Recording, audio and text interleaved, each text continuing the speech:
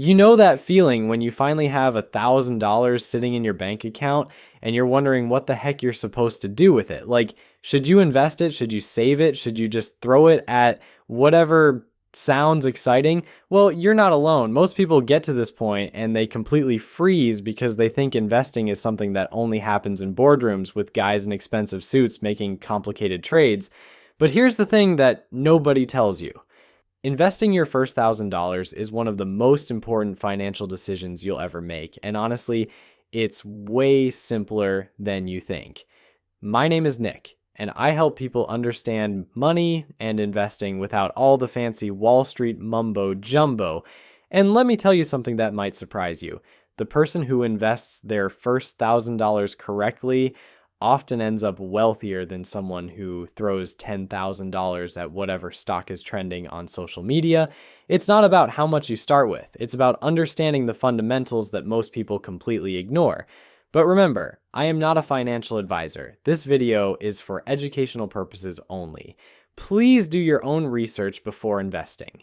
Now, before we dive into the step-by-step process, let me make you 3 promises. First, everything I'm going to show you can be done with simple language and zero financial jargon that makes your eyes glaze over.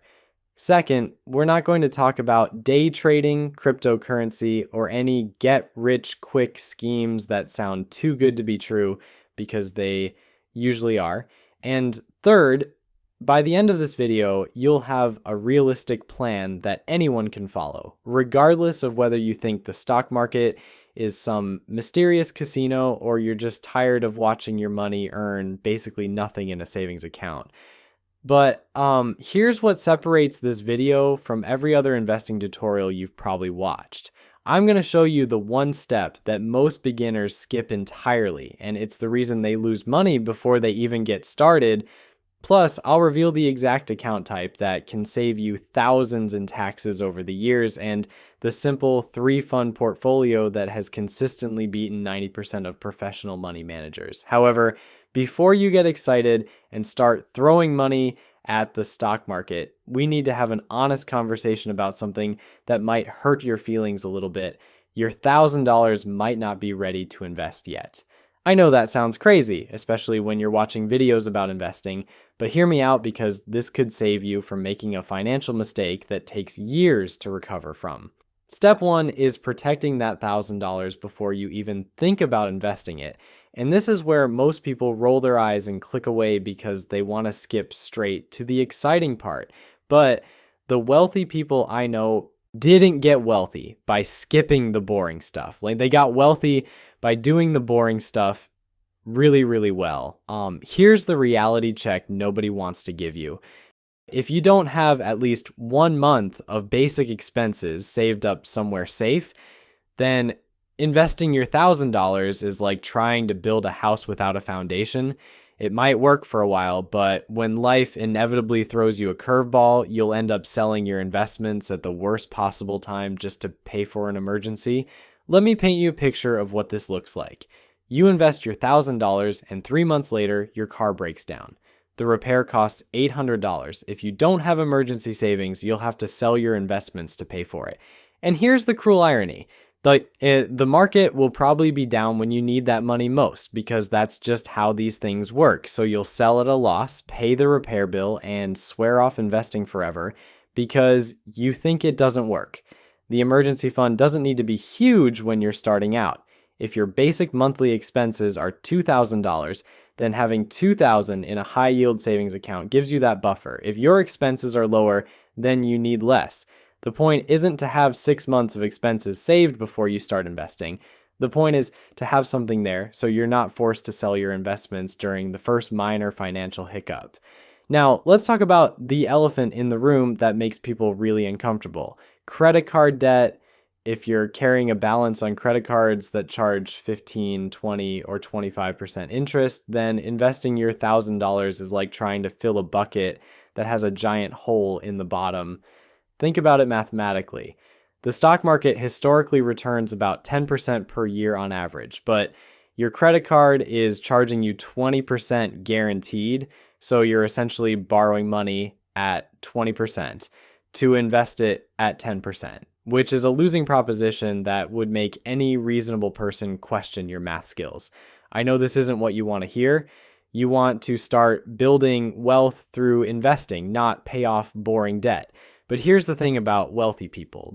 They understand that paying off high interest debt is actually one of the best investments you can make.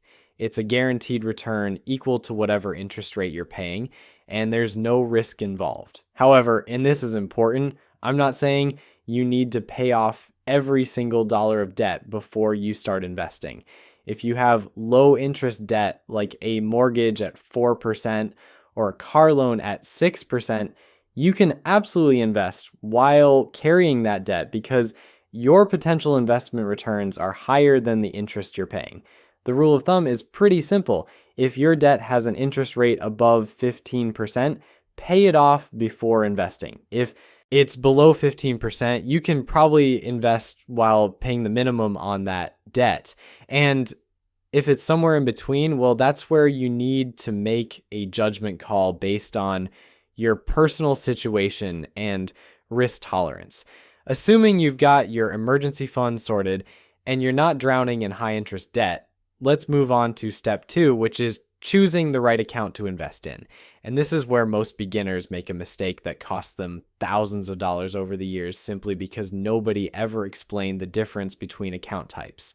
When most people think about investing, they imagine opening some generic investment account and throwing money at it. But the type of account you choose is almost as important as what you invest in, because it determines how much of your profits you get to keep versus how much you hand over to the government in taxes.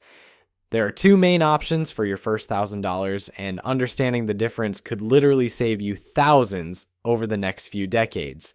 The first option is a Roth IRA, and for most beginners in 2026, this is probably your best choice. The second option is a regular taxable brokerage account, which has its own advantages depending on your situation. Let me explain the Roth IRA first because it's probably the most powerful wealth building tool available to regular people, yet most people either don't know about it or don't understand why it's so incredible. With a Roth IRA, you put in money that you've already paid taxes on. So if you earn $1,000 at your job, the government takes their cut and then you invest whatever's left. But here's where it gets interesting. Every dollar of growth in that Roth IRA is completely tax-free when you withdraw it in retirement. Let me say that again because it's important. Tax-free, not tax-deferred, not reduced taxes, 0 taxes on the growth. So if you invest $1,000 today and it grows to $50,000 over the next 30 years, you can withdraw all $50,000 without paying a single penny in taxes on that growth. The government gets nothing. You keep everything. And when you think about how much that could save you over decades of investing, it's honestly a little ridiculous that more people don't take advantage of this. There are some rules, of course, because the government isn't completely stupid. You can only contribute a certain amount each year.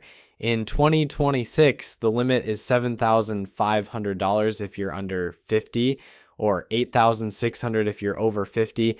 And there are income limits, but if you're just starting out with $1,000, you're probably well below those limits. The main downside of a Roth IRA is that your money is generally locked up until you're 59 and a half years old.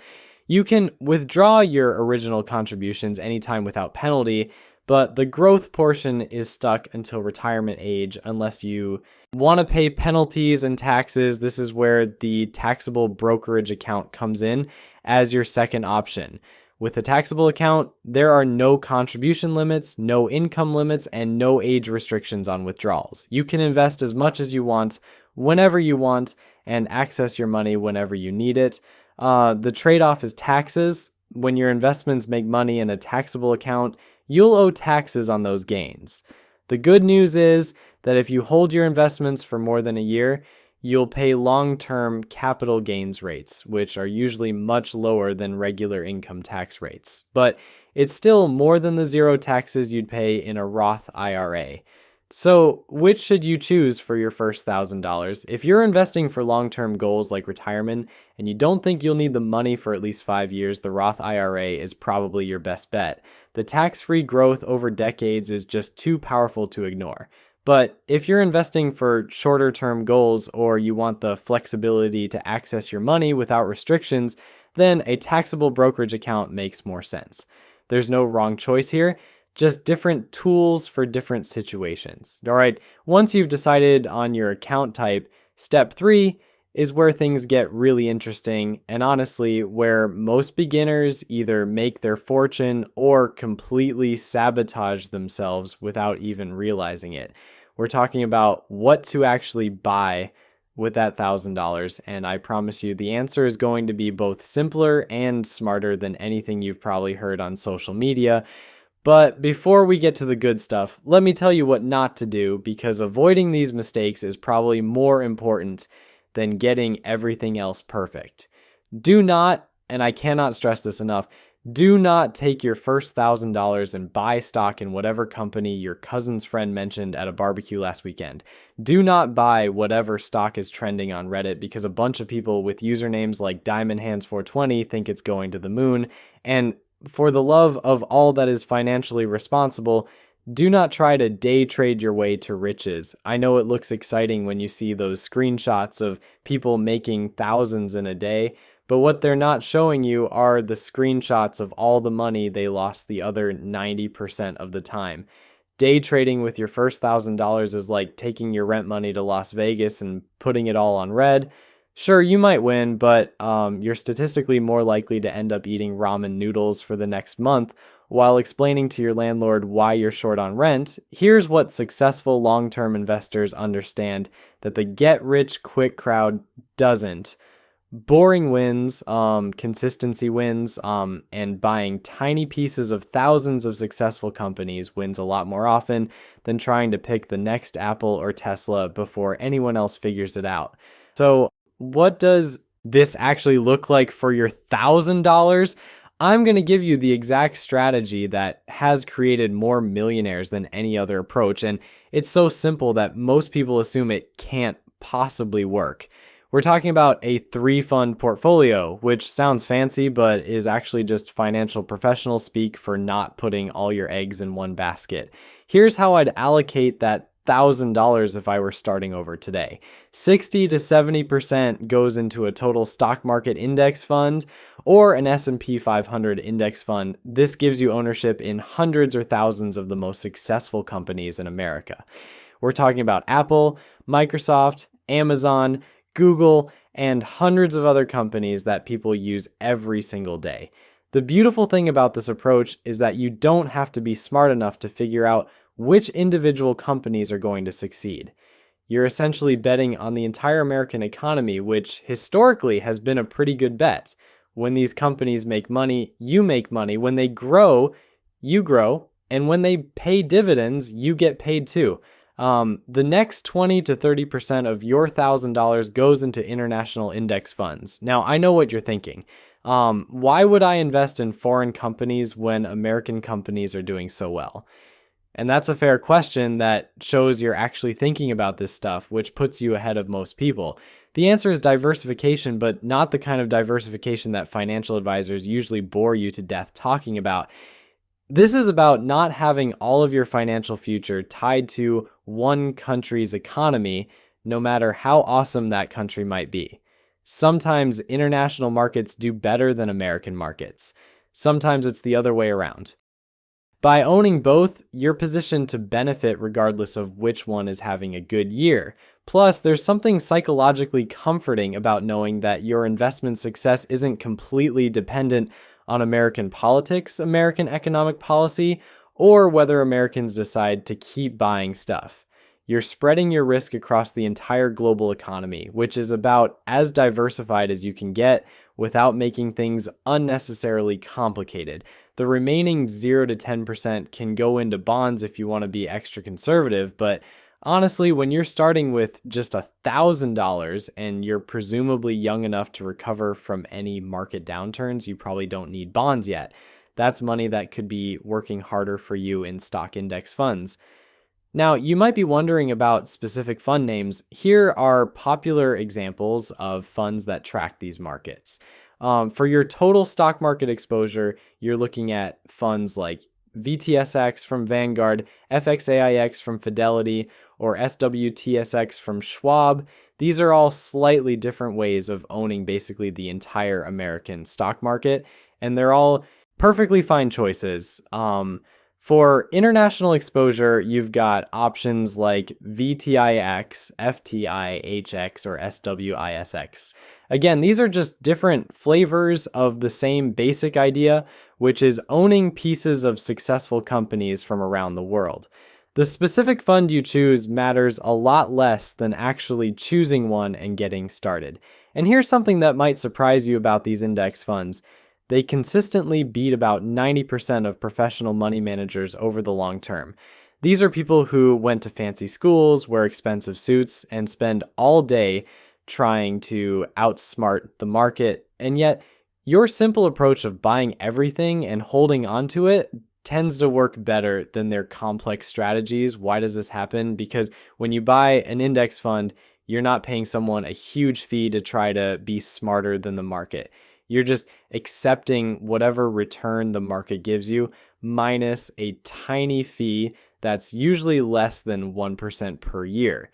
Meanwhile, those active fund managers are charging 2 or 3% annually, plus they're constantly buying and selling, which creates tax consequences and transaction costs. It's like the difference between taking a direct flight to your destination versus connecting through 5 different airports, because your travel agent thinks they know a better route. Sometimes the complicated approach works, but most of the time you just end up paying more money to get to the same place later than if you'd kept things simple. Like, the other beautiful thing about this approach is that it scales perfectly as you add more money over time. Whether you're investing $1,000 or $100,000, the same basic strategy works. You're not going to outgrow this approach and need to completely change everything as your account balance increases. Speaking of adding more money, let's talk about step 4, which is setting up the systems that turn your one-time $1,000 investment into a wealth building machine that runs on autopilot. Because here's what most people don't realize about investing. The $1,000 you put in today isn't really about the $1,000. It's about building the habit and the systems that will help you consistently add money over the years. Like, the most successful investors I know aren't necessarily the ones who started with the most money. They're the ones who figured out how to consistently add money to their investments month after month, year after year, regardless of what the market was doing or how they were feeling about their investment account balance on any given day. This is where automation becomes your best friend. Most brokerage accounts will let you set up automatic investments where they pull a certain amount from your checking account every month and invest it according to whatever allocation you've chosen. So if you decide you can afford to invest $200 per month going forward, you can set it up once and then forget about it. The psychological benefit of this approach cannot be overstated. When the market is doing well and you're feeling great about your investments, you'll invest your $200. When the market is crashing and you're convinced the world is ending, you'll still invest your $200. When you're busy with work or distracted by life and completely forget about your investment account, you'll still invest your $200. This removes all of the emotional decision making that destroys most people's investment returns. You're not trying to time the market or figure out whether this is a good month to invest or a bad month to invest. You're just consistently buying more shares regardless of what the price happens to be, which means you'll automatically buy more shares when prices are low and fewer shares when prices are high. Over time, this approach, called dollar cost averaging, smooths out the volatility and helps ensure that you're not accidentally buying everything at the peak of the market. It's not a perfect system, but it's a system that works well enough that you can set it and forget it while focusing on the more important things in life, like actually earning more money to invest. Look, I'm not going to lie to you and say that your first $1,000 is going to change your life overnight. It won't. But what it will do is something far more valuable. It will prove to yourself that you can build wealth, that you can make smart financial decisions, and that you're not destined to work until you're 70 just to afford cat food in retirement. That $1,000 is your declaration of financial independence, even if it doesn't feel like much right now. 30 years from now, when that simple investment strategy has grown into something that actually can change your life, you'll look back on today as the day everything shifted.